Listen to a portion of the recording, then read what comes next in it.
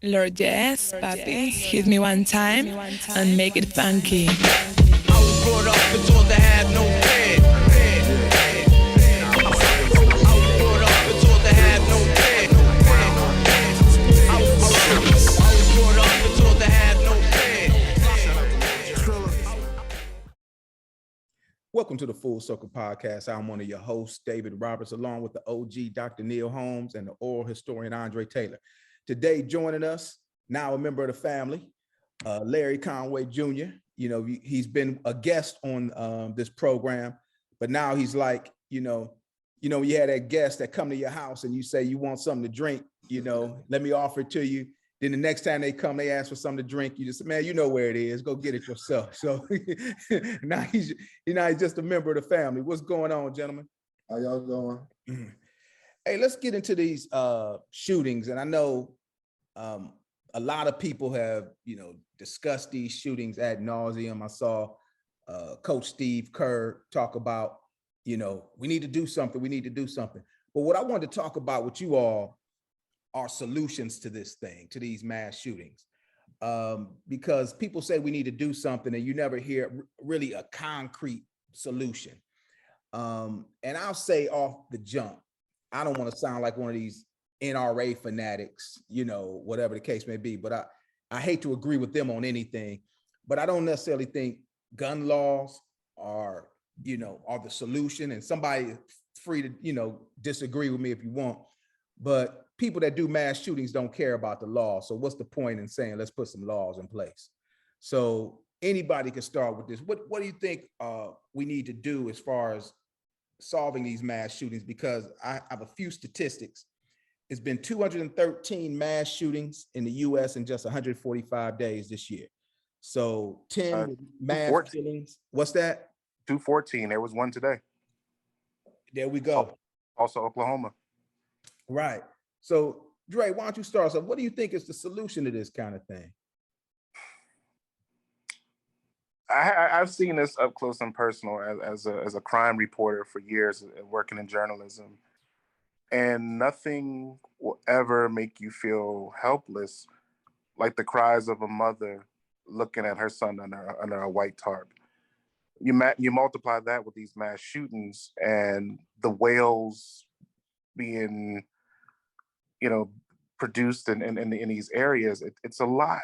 And I was surprised to see Canada come out and say, hey, we're trying to make laws where you can't get no guns. And I mean, I'm personally okay with that. And for me, it's because you reference the NRA folk, and we know who a lot of them look like. Right. And I ride around in this part of Virginia, and you see these We the People, and I've had debates with people, oh, that's the Constitution. I said, no, it's wrong. How is it wrong? I said, because it's not we the people, it's we the rich white men. It was never inclusive of everybody. Right. The whole people, no, you screw that. And these are the same people who hold on to these ideas of the Second Amendment and what the Second Amendment was for. I mean, it's outdated. We're not sitting here, protecting the shores from British rule. We're not doing that anymore. Right. And then when I see people, these politicians, well, I own 5, 10, 15 AR-15s. That's great. You need 2 hands to shoot a weapon like that. So what are you doing with the other ones? Are they just for show? We can all go to a trophy shop and buy a trophy if we want to, get you a trophy wife if you got it. But it just seems like most of these individuals that have these stockpiles of guns, what are you doing it for? Just to say you have them, and it becomes this whole hierarchy thing. Well, I've got more guns than you. Oh, that's great. What are you going to do with them? Remember, you have 2 hands. Mm-hmm. To fire a firearm properly, you're going to use both of them. So what are you doing with the rest of them? It fuels this whole idea that you're bigger and you're better and you're stronger and more powerful with the more weapons you have. And when I think about that, I'm like, oh, that sounds like the tactics that we use to take this land from the indigenous people, take people from Africa here. So it's like the same tactics. And it's like, this country will never give up on those types of things. It's funny because it's still some people who talk about the founding fathers like they were gods. like, well, that's not what the founding fathers said this. And well, I mean, they were wrong on many things, and so maybe, and even if they were right at that time, talking about the right to bear arms, we're talking about muskets that, you have to put powder in and shove it in there and then get a shot off, and you might not be able to get another shot off in 5 minutes. And we're not talking about, a fully automatic weapon that you could just pull your finger and take out 20 people. So No. we gotta look at that. Larry, from the social services perspective, what do you see as do you see this as like a mental health issue, or is it just kind of a racial hatred being perpetuated, or the combination of both? It's definitely a mental health issue, in my opinion. But working in the mental health field, even when you are, when your IQ is low, or you're in that space where you can't really speak for yourself, you know who to mess with and who not to mess with. You just know. But I remember when Baltimore had their riots and people kept yelling out, we need jobs. And I said to myself back then, like, what do jobs got to do with cops killing kids? But I thought about it. When we were younger, me and Dre, they were having shootouts in high schools. West Philly High, Southern High. And, kids were getting shot. And I remember as a teenager, they was giving out jobs to teenagers, just walking in the subway. It was literally like, do you want a job? Come down to, I went to Germantown Settlement. Chris Sullivan was the guy that put me on. And he basically mentored dozens of kids and gave us jobs and gave us money to put in our pocket. So it's more so like, this is not an inner city issue, but an issue anywhere can be an issue everywhere. I think that we need more distractions. The government need to let up some more grants and give us more distractions. Jobs, we talked about trade last week, clubs, something to where, kids we can have something to go to and put money in our pockets. And, it can help the community in so many ways. I only say that because I bear witness to that. When we had money in our pockets, we were on schedule to be somewhere on a Saturday morning to get paid, which was a community event. And we were scheduled to be somewhere on a Tuesday afternoon to get paid, which was to help kids with homework, things like that. And the more and more you keep kids out of the society, I think that's where the mental health comes in at. You're not, in grad school, the teacher talked about communication through touch, communication through talk, communication through being around people. And, the way society is now, we're always on computers, we're always on games. We don't know how to come together as people. We don't know how to communicate with each other. And that drives you crazy. And I think something like that could definitely help the situation. Now, it's interesting when you talk about, the city, right? And I look at that as like more so kind of dealing with, I hate to use the term black on black crime because everybody kills their own people. You kill who's around you. But when you look at these mass shootings, you would think we'd be the angry ones, but it seems like it's mostly white men doing these mass shootings. I think the only mass shooting I could remember from a black man was it Colin Ferguson on the subway in New York? Did I say his name right? Yeah, he was. That was a few months ago, maybe a few weeks ago. I think he had a house on 33rd Street. I think that's the same guy you're talking about. I think he was in New York, and he was. Yeah, he did the similar thing that this guy in Buffalo did. When the guy in Buffalo pointed at a white guy, he's like, "Oh, my bad," or sorry, whatever the term he used. And I think Colin Ferguson, out of respect for David Dinkins, who was the black New York City mayor at the time, he waited till he got out of New York or something like that on the train, and then started shooting people up. The other thing I find interesting is that, okay, Buffalo was a grocery store. And Doc, maybe you can give me your thoughts on this. Why do these mass shooters, I know that they're, mentally ill, they are mentally ill if you go shoot up a lot of people. Why do they choose elementary schools where you have the most innocent of the innocent? Like, why elementary school? I can see if you're angry and like, I'm gonna go to my job and kill everybody, or, I'm angry, so I'm gonna go shoot up my ex-woman who dumped me and everybody in her building, but they go to an elementary school. What is that about?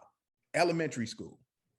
Well, I don't know, but it appears that you would shoot that which is weaker than you. And I think what we're talking about is like 2 or 3 different types of situations. Break it down. I mean, on the one situation, you have like the situation in Buffalo. You had a white racist who was going to shoot as many Black folks as he could. And we have to understand that in that camp, those folks have been trying to start a race war for some time. And they have they talk about holy race war and this kind of stuff. They had little sayings and stuff. And so they have what they call the lone wolf operator, who goes in as an individual, does maximum damage, and then there's no one else connected. So maybe that person dies, or if in this particular case, most he's looking at is life imprisonment, not a death sentence or anything like that. So in that particular case, what you're looking at is not necessarily classical mental illness as much as you're looking at a group of people who are organized, and they're trying to begin a war, and they have lots of weapons. They're trained, some of them in the military, some of them police forces, and they have their own relationship to groups like the NRA, and they have a relationship as well with the gun producers. So we're actually talking about the people who actually make the guns.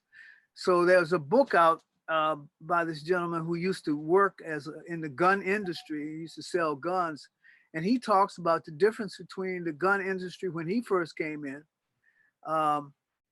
when it was largely about people who were sportsmen, hunters, and maybe people who were sports shooting and target shooting, that kind of stuff.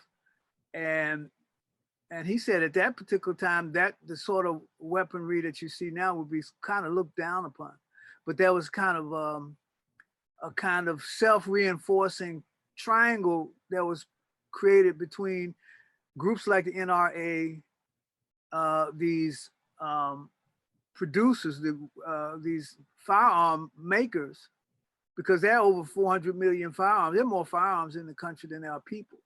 And then you have, and then in addition to that, you have the whole political scenario. So after the shooting in Texas and Buffalo, gun stocks went up. That is, the value of, it's the best time to buy stock in a gun manufacturing company now, after the shooting goes up, because when the shooting goes up, gun sales go up. So you have a whole kind of reinforcing, and the thinking is that people are afraid that there's going to be some attempt to go after guns. So on the one hand, you have that scenario. You have people who are actually organized to kill African people, or like in Texas a few years ago, you had another white guy come in and kill, I think, about 30 Latinos again at a supermarket, which is a soft target. Supermarket, churches, schools are all what we might call soft targets. But now there's another situation I think we have to really be concerned about, and that's the weaponry and the shootings that we shoot against each other. And here you have a situation where, you know, the number of young people in particular who've died in the last, you know, couple of months is tremendously high among, you know, African people or Black people. And so here you have a situation where, you know, back in the day, you know, you had an organization called the Black Panther Party, and they used to have everybody read this book called Wretched of the Earth by Frantz Fanon, who was a psychiatrist. And as a psychiatrist, he was working in the National Liberation Movement in Algeria, which was primarily an Arab country. And he was Black. And what he would do is he was trying to figure out what was going on. Because he said in the Arab neighborhoods on the weekend, the Arabs were killing each other left and right, stabbing each other to death. They didn't have that many, you know, weapons, handguns or rifles. And so his analysis was that there was the oppressor that was in their head that they couldn't get to. So that in that intensified colonialism, they were going at each other. And so every time the colonialism intensifies and there's no political leadership to show people how to get the things we need as a collective kind of political organizing kind of effort, then we tend to go at each other as opposed to going after the colonizers.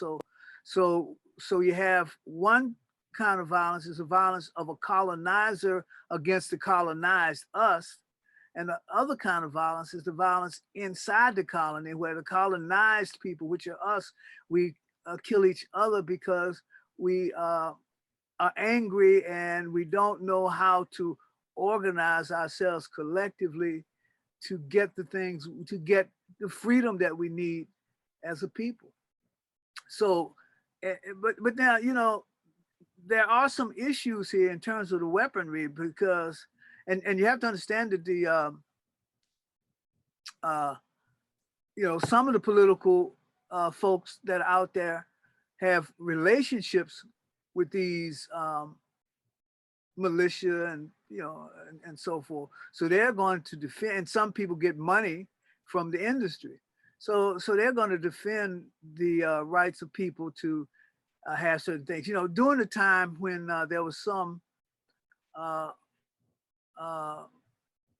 restrictions on, let's say, the size that you could have in terms of, you know, these super large magazines that you can put into your weapon, and you would, if you make that smaller, and there was a restriction at one time on some of the assault type rifles, and those shootings went down quite a bit.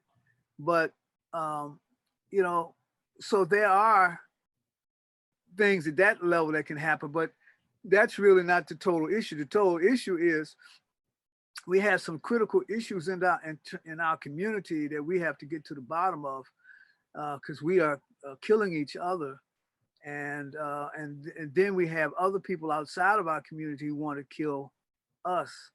And we also have to think about, and you guys know better than me, because but the impact of social media in terms of, you know, if you got a beef with somebody now on social media, that can lead to some kind of shooting and that sort of thing. So, and as well as you can become, to some people, maybe like a hero, like the guy up there in Buffalo.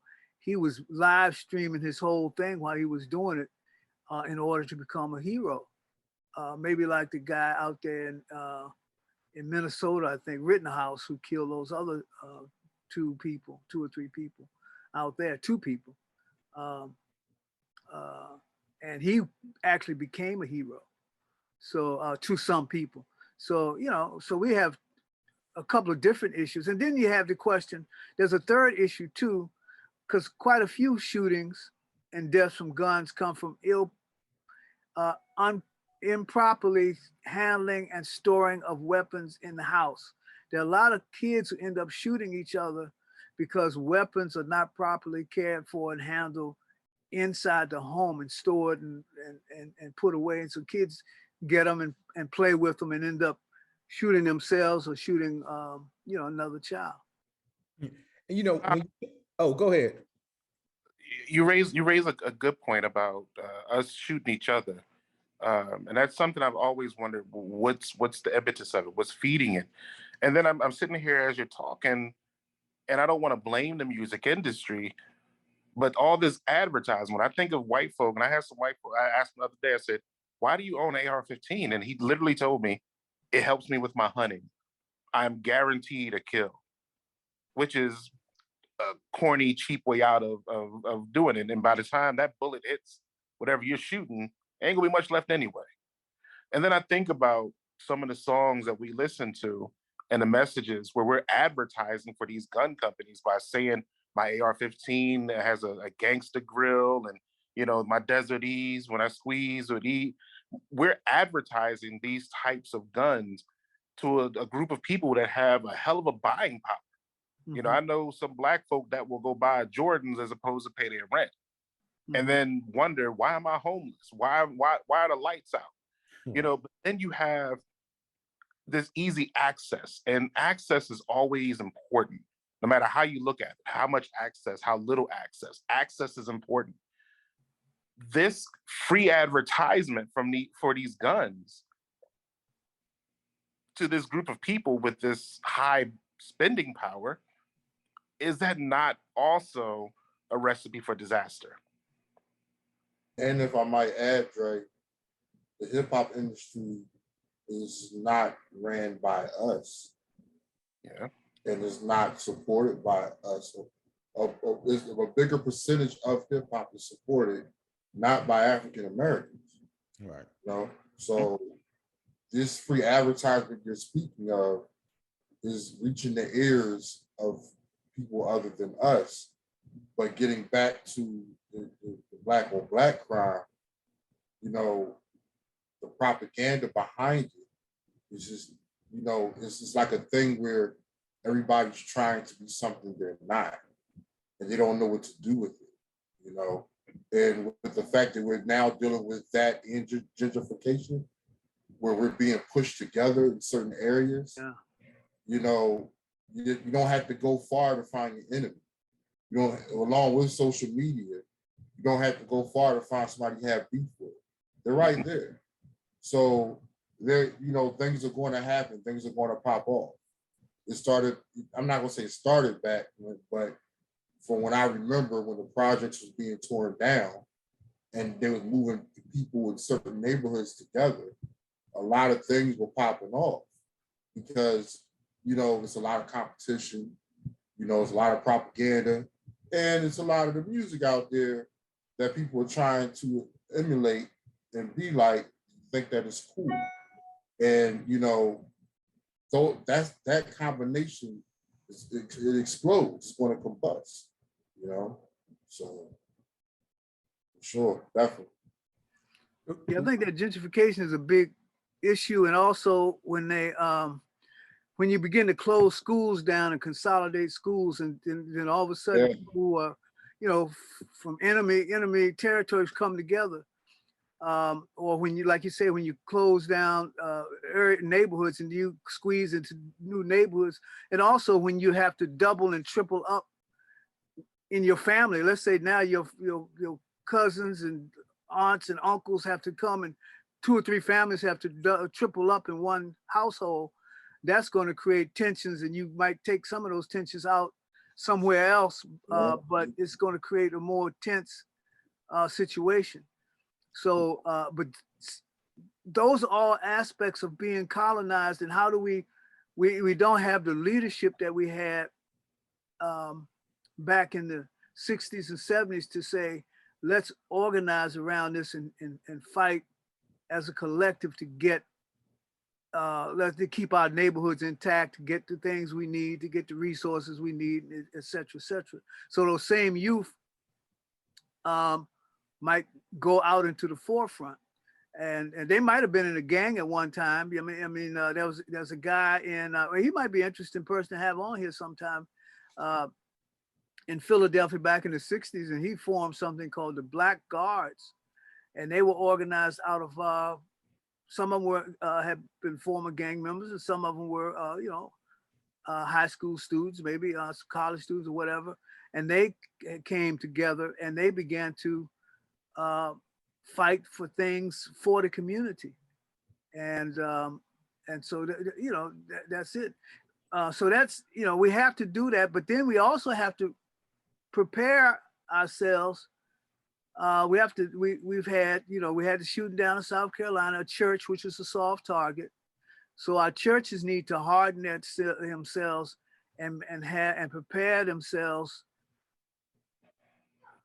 And businesses and associations in the community with a kind of 24-hour, 7-day-a-week kind of security plan.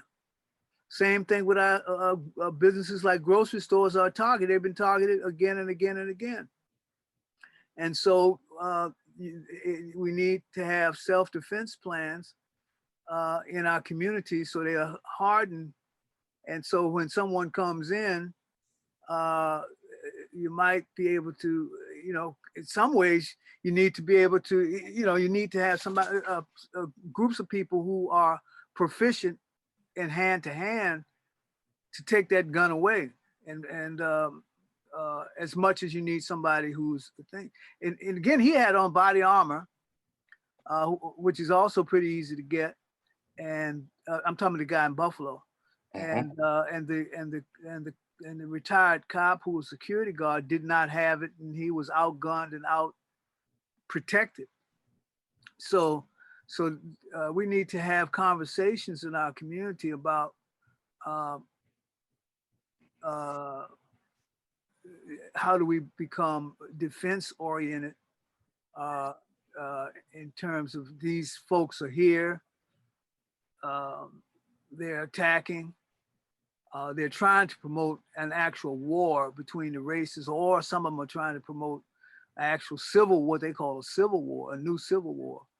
And what used to be on the fringe is now sort of in the center of a lot of European communities. I mean, it's not necessarily fringe, not necessarily just some people on some fringe groups, but some of these ideas, the number of people who believe in that idea of replacement theory is pretty high among white folks, and you actually have people who are running for office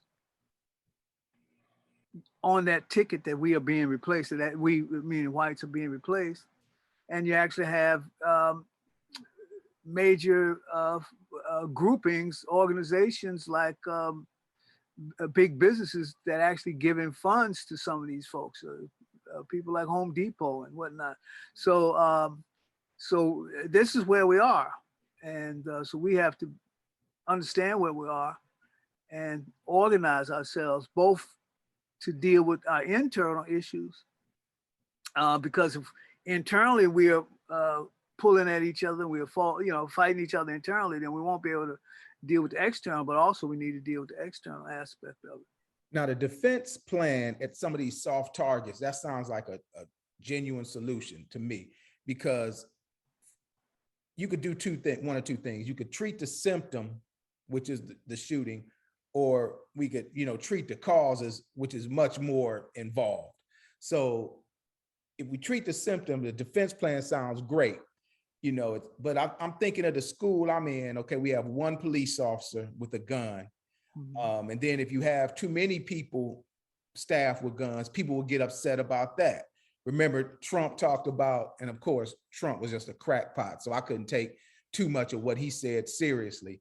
But, remember, he talked about let's arm all the teachers, and we were all outraged. I wouldn't want to arm all the teachers. But what do you think that would look like, a defense plan in a school or a church? Well, the question I have more so is, and this is speaking from fairness, when I got to high school, we had random searches. And then by the time I graduated, we had metal detectors. Mhm. I used to lift weights with a Philadelphia police officer. Okay, that just came and popped in the school, popped out. They used to tour around the school in their police cars or by foot and walk in the school freely to make sure everything was fine. Why is that only happening in the inner city? You know, why is it just, like you said, with your school, why is it only just one cop? I mean, it's unfortunate that everything happened the way it did. You know, it shouldn't be like that. But I'm saying this to say it shouldn't have been like that when I was young. Right. And it was, you know. So why is it just one cop or one armed person? Why isn't there the state troopers touring the schools, touring the grounds? And, you know, people just say, oh, well, we don't want our children to feel like they're in prison. Well, how do you think I felt going to school every day with a metal detector, getting searched? How do you think I felt when we had to get shaken down twice a year? You know, you deal with, you know what I mean? Right. And unfortunately, that kind of make things more safe. You know, even in college, you got to get your ID card so I can go into the library. You know, safety precautions. You know, there are other alternatives to stop all this from happening. I say all that to say, with everything that was going on in the 90s when I was in school, how in the heck this dude get into school with a gun? Where was the metal detectors there?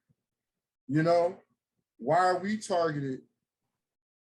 And why are we targeted for metal detectors and things like that when we had a couple shootings in the 90s? But, you know, when all this mass shootings going on, they're still not getting the proper precautions to stop this from happening in these schools. You know, churches and supermarkets, I can't really speak for. All I can say about supermarkets is like, no, it's like when I go to Walmart, the state troopers is out there. Literally, okay? But churches, I can't really speak for. When it comes to these children, when it happened to us, they had to shake us down like we was, you know, to make sure we wasn't carrying anything. You know, I almost got suspended for bringing scissors to school. You know, that was in my book bag because it was sharp, you know? So where is all that in these suburban neighborhoods? And why isn't that in effect with everything that's going on with these mass shootings? Well, I don't necessarily think making a school like prison is the other. I think there's some other way. I mean, even protocols. For instance, the door wasn't open. I mean, the door wasn't locked at that school. Right. Yeah. I mean, the door, you know, just following protocol to make. I mean, when you live in an area like that, a small town, everybody knows everybody. You think that stuff is not going to happen. You know, people always say, you know, it's not going to happen here. It's going to happen someplace else. But it's going to happen everywhere. But, you know, just basic protocol, making sure that things like the doors are locked and that sort of thing is kind of important. There's some technology that's available too. And this is fairly expensive, but the kind of technology that would isolate a shooter once they get into a certain area in a building, you know, when they first get in, you know, all these other kinds of things. Yeah. But you know, but I think the community, because if I saw the state troopers at Walmart, I would be a little more afraid. You know, just afraid of them. That's my life, man. I mean, but their security is usually some 80-year-old dude that just greets you when you come in. You know, and most they do is check your receipt when you leave, but that's it. You know, that's the job I was looking forward to, man. And they got rid of them around here. They got, but I was looking forward to be a Walmart person. Welcome to Walmart. Interesting. That's how they replace you with state troopers. That's why. When you talk about these school shootings, and you talk about the schools that have these, you know, metal detectors and all that. And the interesting thing, I went to a high school that had no metal detectors, Mm. And then when I went back a couple of years ago to do a presentation, they had metal detectors in the school I graduated from. But when you talk about these school shootings, they hardly ever happen at, for lack of a better word, a tough inner city school. You know, and I don't know Not if the that's big shootings, but a lot of little shootings happen. Yeah. Yeah. And see, we get carried away on the fairly rare. They're not rare enough, but fairly rare big shootings. But then you have the day in and day out little shootings, right. which might be not that, it might be 2 or 3 people killed sometime. And so,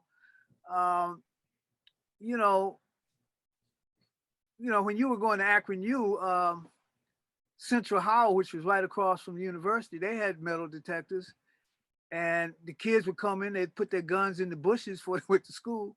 Right. And then when they got out of school, they went in the bushes and got their gun. Yep. Yeah.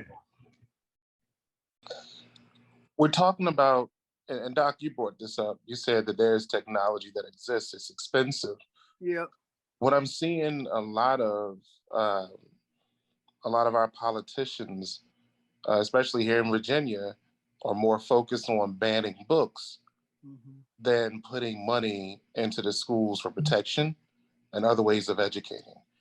The arguments of with the governor and here in Virginia, if you're being taught something that makes you uncomfortable, we have a hotline for you to report it to. Right. You know, and I have a problem with you putting money into manning this email account where you can complain that you're learning, which is what you go to school for to do, but I'm not protected. Right. And You're giving more power to these books to be weapons as opposed to actual weapons. So I think that once we get our politicians to get on board also to stop this infighting where you're looking at, cutting books and cutting curriculum, take some of that effort and that time and that money, and let's invest in keeping these kids safe. Well, the thing is, when you talk about learning something is supposed to make you uncomfortable. You know, exactly. If I'm learning something new and you're challenging what I've believed my whole life, then of course I'm gonna be uncomfortable. Wait a minute, I thought George Washington was a hero. And then you're telling me that he was this and that and a slave owner. Yeah, that makes me uncomfortable at first. Then, I make the turn and think about what you're teaching me. I'm talking back when I was like 8 or 9, right? But that made me uncomfortable when I first heard that because I'd been taught one thing. And then 2, when you talk about the politics, that's a big thing because remember, I don't think Obama was a president yet. He was just a candidate. And remember, he said they cling to their religion and their guns and all hell broke loose. He just said they cling to their guns. Then he was the devil incarnate to those people.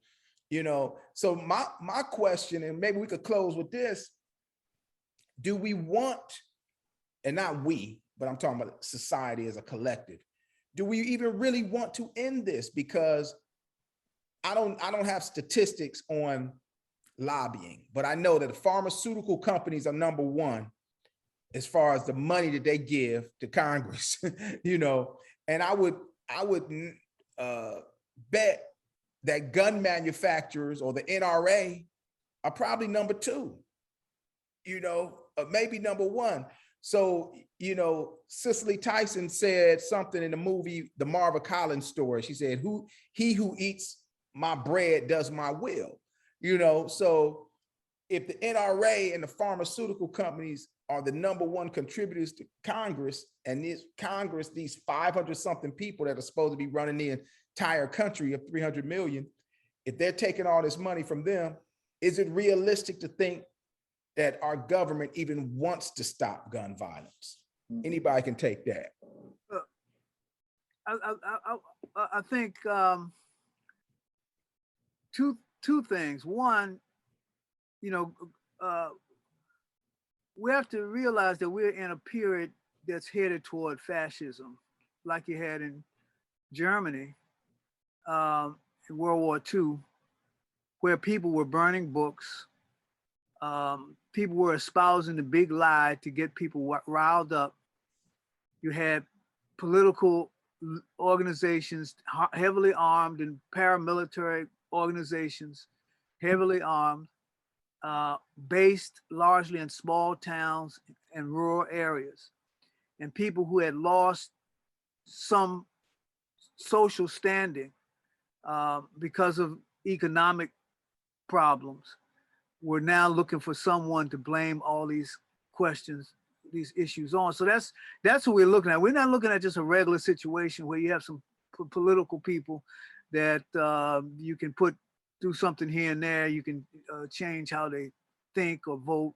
But we're looking at diehard people who have an agenda, maybe that they don't fully understand. They have certain charismatic leaders that they respond to. So that's sort of where we are. And some laws are going to be okay, but basically when the laws are passed, we're going to be the ones that get most of the restrictions. When the red flag laws are passed, because the shooter at that church, another white guy down in Texas, shot up that church and killed a bunch of people a few years ago. He wasn't supposed to have that weapon.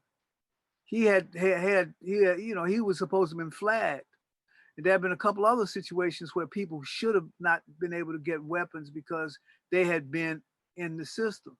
The guy up in Buffalo should have been in the system, but he said, "Oh, I was just playing," and so he was taken out. In fact, I think his dad might have bought him that gun, like the mother of the guy who shot up those people in Sandy Hook. There's a way in which families might be have family bonding over these weapons. And shooting, shooting is fun, and hunting's fun. Shooting is fun and everything, but we have to realize that when the red flag laws come, we'll probably get flagged more than anybody else. When it might be necessary for us to have guns to defend ourselves, we're going to be the ones hardest to have them. So we have to look at this thing kind of from both sides. Right. There needs to be some regulation of these things, and we do need to go for the long term. We need to, for instance, in our community, we do need to go for the long term in terms of, like you say, jobs, education, real mental health counseling, because our community is suffering so much trauma, and those kinds of things. Better art. Expose folks to really get creative with their art and not just the same old crazy stuff. That we need to get into the long term at the same time doing some of the short term stuff. Like that. Dre, Larry, any closing comments from you guys?